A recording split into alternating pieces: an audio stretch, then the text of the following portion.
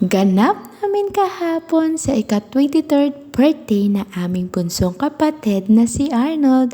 At ngayon ay magluluto kami ni Papa kasi may kontis kaming salo-salo kasi darating ang iba kong kapatid. At ayan na nga, nag-prepare na ako ng mga ingredients at nililinis ko na yung shrimp kasi ilalagay ni Papa sa pansit. Sa pagluluto pala guys ng pansit, si Papa yung nagturo sa akin nung bata pa kung paano magluto ng pansit. At ayan ang aming chef Papa for today na wala pang damit. Love you pa! Masarap talaga pag may occasion dito sa probinsya kasi kahit konti lang yung handa, nagsama-sama at nagtutulungan, diba? Ang sarap! At ang saya kasi may katulong ka sa pagluluto. At ayan na nga ang pansit ni Papa. At after nga ni Papa magluto ng pansit, ako naman ay nagsison ng karning baka kasi magluluto si Papa ng beef nilaga. At ayan na nga, naglagay na ako ng salt and pepper and sibuyas at kamatis. At dito pala guys, si Papa sa kabilang unit magluluto kasi gagamit si Papa ng uling.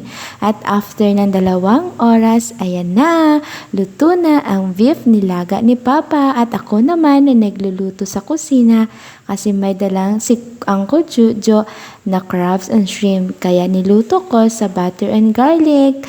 At nasarapan din ng aking mga kapatid. First time ko magluto nito kaya satisfied ako sa sarili ko. Kaya Uncle Jojo and Auntie Lizelle, thank you sa pa-seafood. At ayan na nga, after ko magluto ng seafood garlic butter, ayan, nag-prepared na ako kasi magluluto ako ng spaghetti. At ayan na nga, after ng 8 minutes, luto na ang ating spaghetti pasta.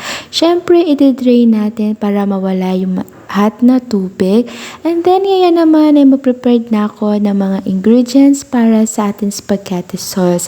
Gumamit pala ako guys ng food processor para mapadali ang aking gawa. And then, ayan, yung bawang sibuyas natin. And then, dahil hindi nakabili si Papa ng giniling, kumuha ko kanina sa kanyang beef at dinamitan ko ng food processor. At ayan na nga, nagisa na ako ng bawang, sibuyas, and then next yung ating beef. And then, nagseason ako ng salt and pepper at nung okay na, nilagay ko na ang ating spaghetti sauce. And then next ay naglalagay ako ng liver spread. Napakasarap guys pag naglagay kayo sa spaghetti ng liver spread. And then nilagay ko na pala guys yung all-time favorite ng mga kids, ang hotdog. And then next, naglalagay ako ng condensed milk. And then yung ate ko naman ang nagluluto ng kanyang version ng Maha Blanca. Thanks Ate Dinde, napakasarap talaga guys ang Maha Blanca ni ate, walang katulad at hindi ko talaga kayang i-achieve. At ayan na nga, after magluto ni ate, syempre, ayan, to the jamming na tayo dahil minute yung sound guys kasi nag-video okay yung aking brother-in-law na si Kuya Nuno. Napakasaya dahil magkakasama naman kaming magkakapamilya. Pakinggan nyo pala guys yung kanta ni Kela nung umaga pa lang.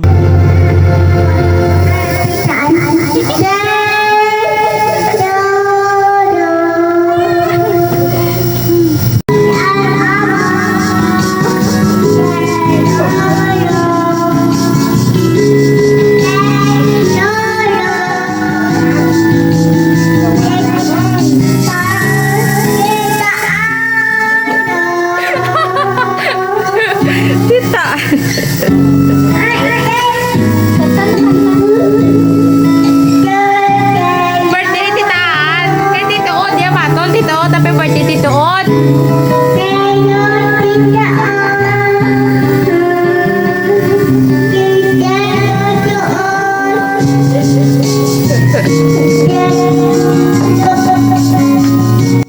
At ayan na nga, pagkatapos ni Kela kumanta, fast forward kinagabihan, ayan, nag-jamming na kaming lahat.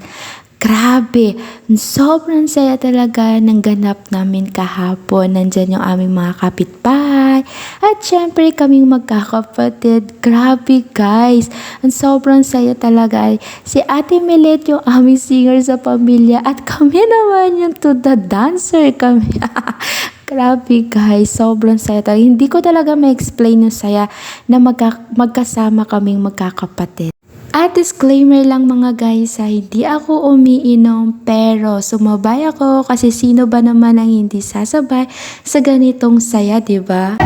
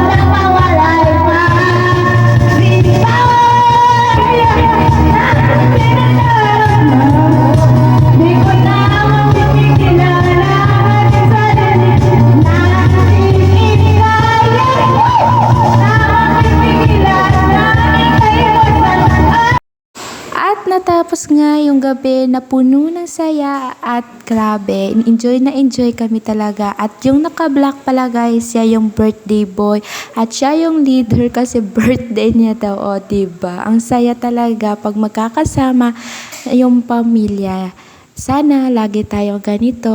I love you bro and sis. Mahal na mahal ko kayo. Sana wish ko ngayong 2024 ganyan tayo lagi. Thank you for watching. Bye!